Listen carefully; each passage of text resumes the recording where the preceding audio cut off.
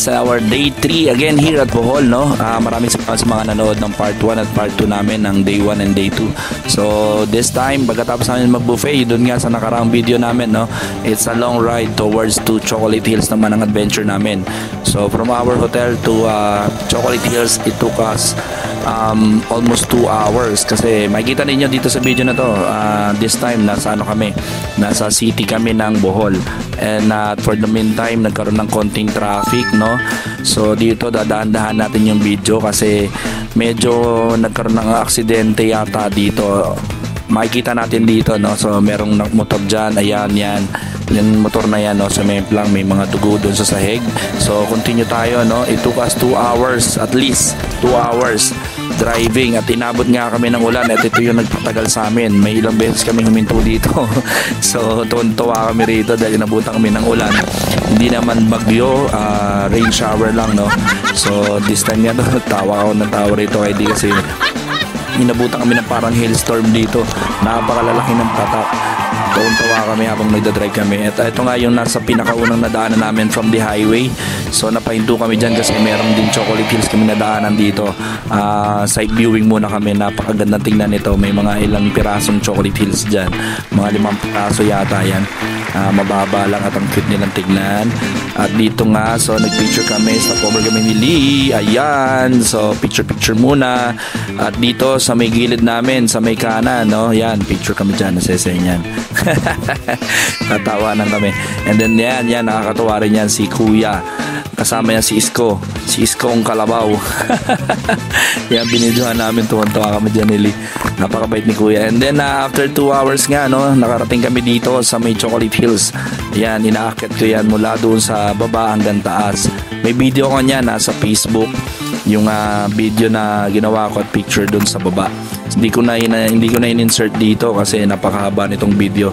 So from that deck dyan sa pinakamataas na yan, kitang-kita mo via 360 yung mga Chocolate Hills na nakapalibot dito sa lugar na to. Nakalimutan ko nga pala yung tawag sa lugar na to, yung mismong lugar na to. Kung alam niyo, baka pwede ninyong i-insert sa comment yung pangalan ng lugar na to para mai-advise natin sa mga pupunta rito at mapuntahan nila yung eksaktong lugar. Well, anyway, no, sa lugar pa lang ng Panglao Resort, may mga tao na magsasabi sa inyo kung saan kayo pupunta. Even dun sa motorcycle at sa motorcycle na may-ari, motorsiklo na may-ari, no? At ito nga pala, reminders guys, no, nag-arkila kami dito ng motorcycle para makapunta kami dito. Pasensya na sa mga aso na kumakahol. Nag-arkila kami ng 800 pesos each bike. 1 day tour yon. So 1 day, it means nung hiniram namin, binalik yun namin agad kinabukasan. So after nun Chocolate Hills, no, dito na kami, dumiretso kami sa ATB. Nasa baba lang to, exactly 5 minutes away from the place kung saan yung Chocolate Hills. Sa baba lang to.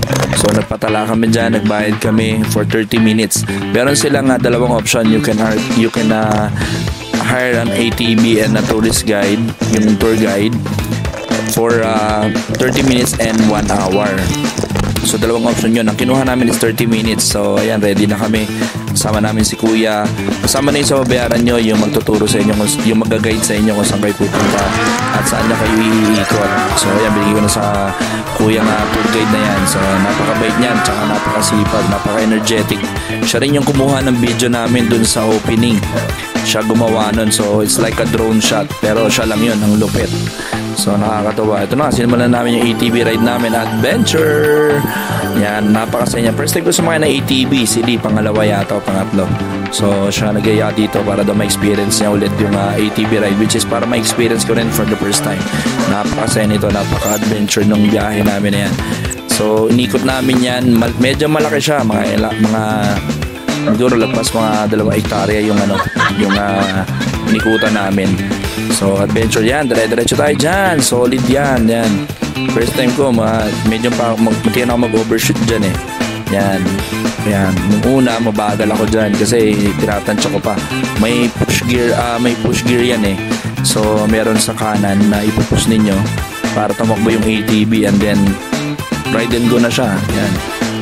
Yan, si Kuya, niride ako dyan, nilala ako sa damuhan. Pwede pala yun. So hindi ka lang pwedeng Hindi ka lang pwede mag-stock up doon sa railroad, sa sa kalsada na ginawa nila. Pwede ka pala magpaikot-ikot dyan.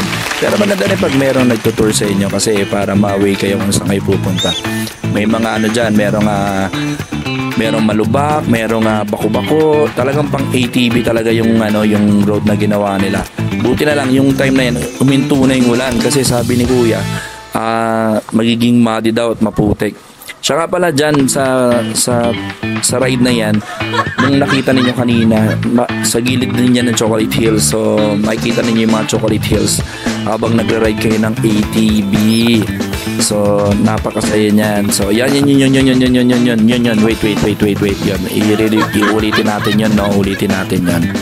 So ulitin nyo yun. Pwede nating i-slow mo yun. Yan. So habang nakita ninyo yun, pwede nyo i-slow mo yun, makita nyo yun, yung bako-bako na yun. Ang kulit ng bako-bako na yun, nakakatuwa yun. So ayan so paikot-ikot kami dyan. So pabalik na to. Etong video na to, pabalik na to dun kung saan namin papark yung ATV ulit. So it took us at least 25 minutes kami nag-ATV. Yun lang muna, salamat.